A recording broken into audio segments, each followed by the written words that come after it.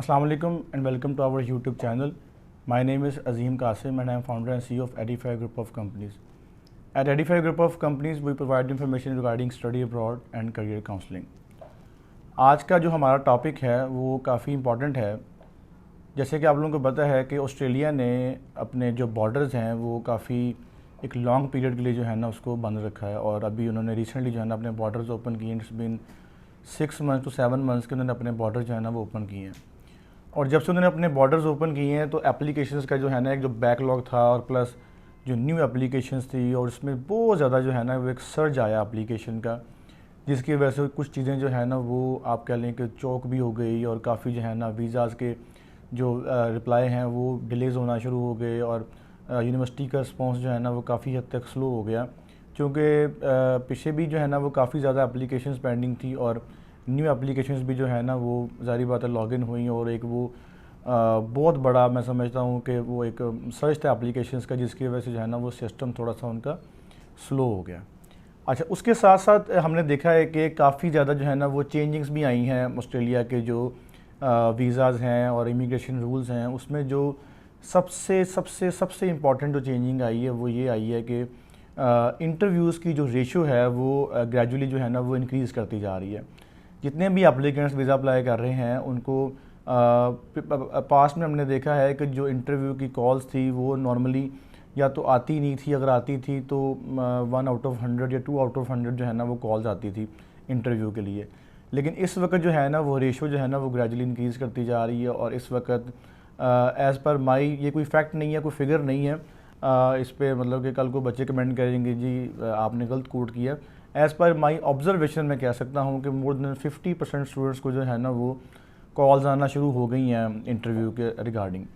अच्छा, उसमें जो सबसे कंसर्निंग बात वो ये है कि जो इंटरव्यू हो रहे हैं ऑस्ट्रेलिया के, दे आर लाइक जैसे कहते हैं ना बाल की वो खाल उतारना, और प्लस प्रॉपर एक इन्वेस्टिगेटिंग कॉल जो है ना वो आ रही है। तो उसके लिए ये वीडियो बनाई गई है ताकि आप स्टूडेंट्स को गाइड किया जाए कि आपने ड्यूरिंग द इंटरव्यू जो है ना आपने क्या क्या जो है ना अपनी वो प्रिपरेशंस करनी है, और आपने what you can expect from the interview, और वो क्या क्या आपसे जो है ना वो आपसे क्वेश्चन करके पूछ सकती हैं। और मैं समझता हूँ कि ये फ़िल्टर आउट करने के लिए for the genuine students and non genuine students एक अच्छा इकदाम भी है।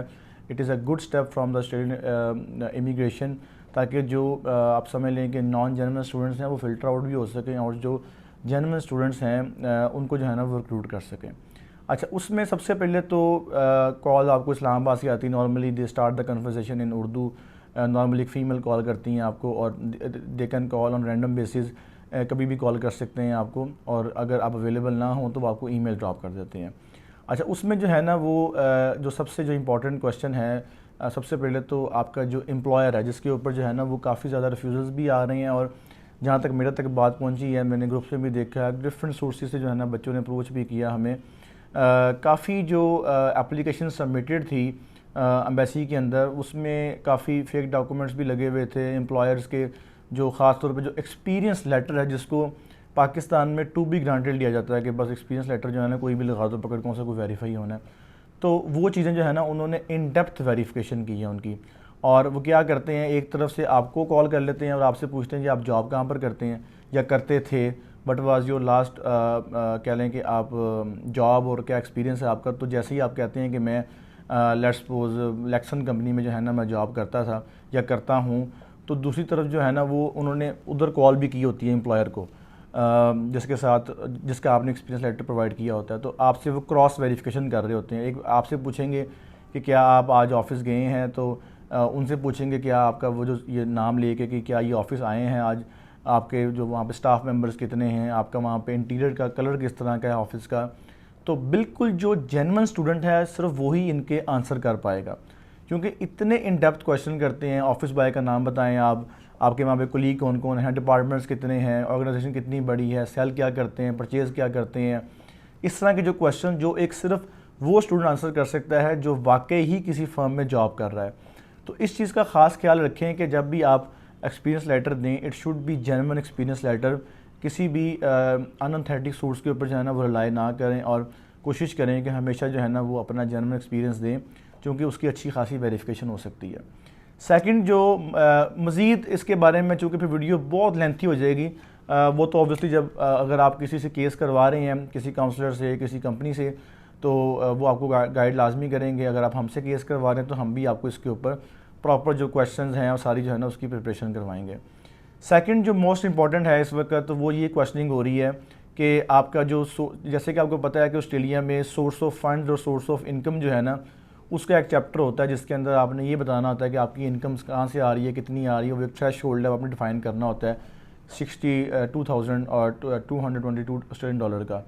तो वो आपसे पूछते हैं कि आपने जो है ना इनकम कहाँ से आ रही है, इनकम कितनी है आपकी।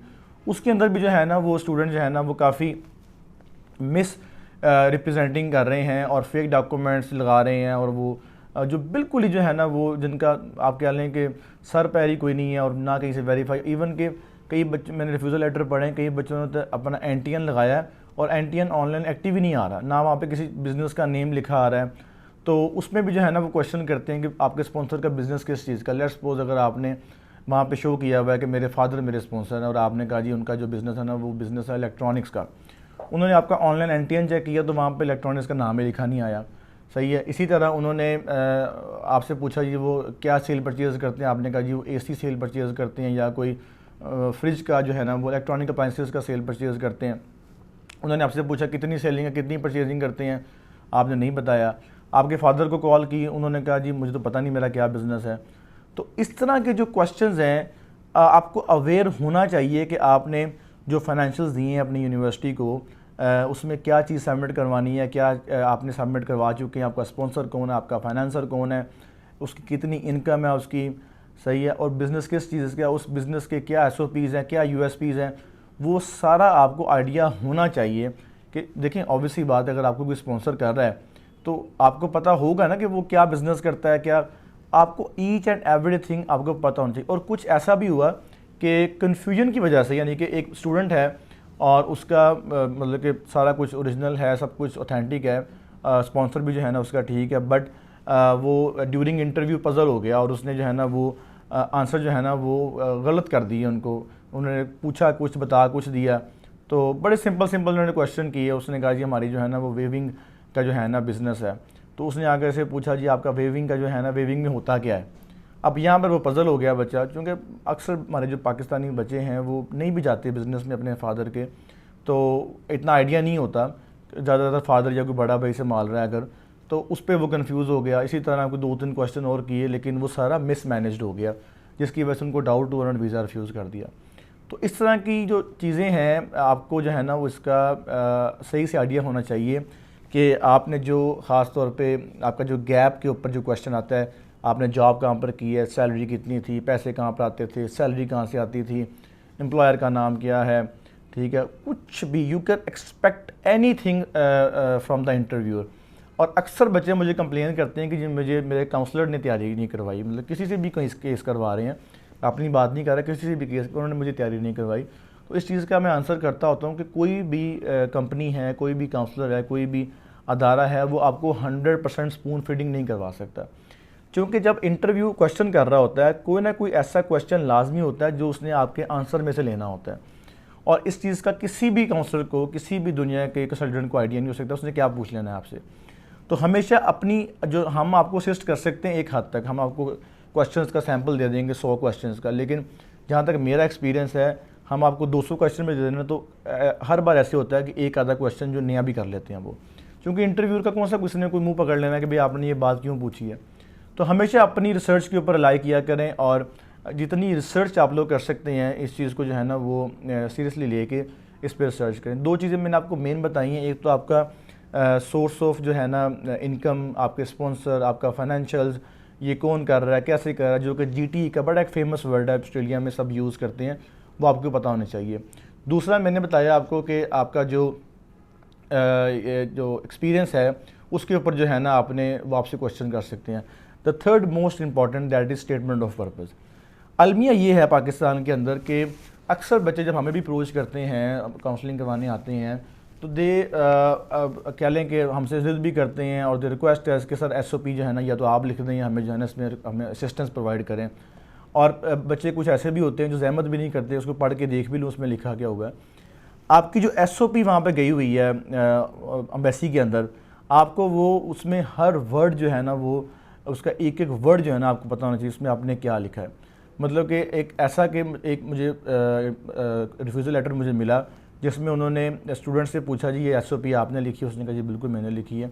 अब उसमें होता क्या है कि बच्चे थोड़ा सा वीज़ा ऑफिसर को इम्प्रेस करने के लिए उसमें कोई ओखे ओखे वर्ड लिख देंगे, किसी अपने कज़न से लिखवा लेंगे, फादर मदर से, काउंसलर से असिस्टेंस ले लेंगे, तो उसने ओखे ओखे वर्ड डाल दिए उसके अंदर कि वीज़ा ऑफिसर जो है ना इससे इम्प्रेस हो जाएगा। और हालांकि खुद राइटिंग में जो है 5.5 बैंड या 6 बैंड है, SOP जो है ना वो 7 बैंड वाली लग रही है। और जब उसने वीज़ा अफसर ने या इंटरव्यूअर ने कॉल की तो उसने सारा पूछ पाछ के उसके बाद उन्होंने कहा जी कि ये SOP आपने लिखी, तो उसने कहा जी हाँ जी मैंने लिखी। तो उसने कहा जी इसमें एक वर्ड लिखा हुआ है, इस वर्ड का मुझे मतलब बताएं क्या मतलब है। वर्ड मेरे ज़हन में नहीं इस वक्त आ रहा, बड़ा कॉम्प्लिकेटेड सा को वर्ड लिखा हुआ था उसके अंदर। तो उसने कहा जी मुझे नहीं पता इस चीज़ का, मुझे आइडिया नहीं। उसने फिर 2-3 वर्ड और पूछे, उसने कहा इस वर्ड का क्या मतलब है, इस वर्ड का क्या मतलब है। उसने कहा जी मुझे नहीं पता। तो सिर्फ इस ग्राउंड के ऊपर उसका जो है ना वीज़ा रिफ्यूज़ हो गया। तो ये भी जो SOP भी है, it is most important part of your visa application, ख़ास तौर पे आज के हालात के अंदर जहाँ पे सख्ती बहुत ज़्यादा है, जहाँ पे एप्लीकेशंस का जो है ना वो बैकलॉग बहुत ज़्यादा है और इतना वहाँ पर रश पड़ा हुआ है। यूनिवर्सिटीज़ ने अपने आने वाले 3 इंटेक जो है ना बंद कर दिए हैं। वीज़ाज़ का रिप्लाई जो है ना वो 6 से 7 माह के ऊपर चला गया। तो ये चीज़ जो है ना 3 चीज़ें मोस्ट इंपॉर्टेंट है। अब जब भी वीज़ा फ़ाइल करें और किसी से भी करवा रहे हैं आप, चूँकि ऑस्ट्रेलिया में तो आपको एजेंट के बगैर आप वीज़ा एप्लीकेशन फ़ाइल नहीं कर सकते, उसमें काफ़ी कॉम्प्लिकेशंस हैं, प्लस उसमें एजेंट की डिक्लेरेशन चाहिए होती है। जो भी आप काउंसलर एजेंट हायर कर रहे हैं तो उससे जो है ना वो पूरा अपना वो इन्फॉर्मेशन ले के और हर चीज़ जो है ना वो थॉरली चेक करके और प्लस उसको अच्छी तरह रीड आउट करके फिर ही जो है ना उसको सबमिट करवाएं, ताकि कल को जब आपका कोई इंटरव्यू होना है, आपको कॉल आनी है, तो आपको पता हो कि आपने वहाँ पे जो है ना वो क्या चीज़ सबमिट करवाई हुई है।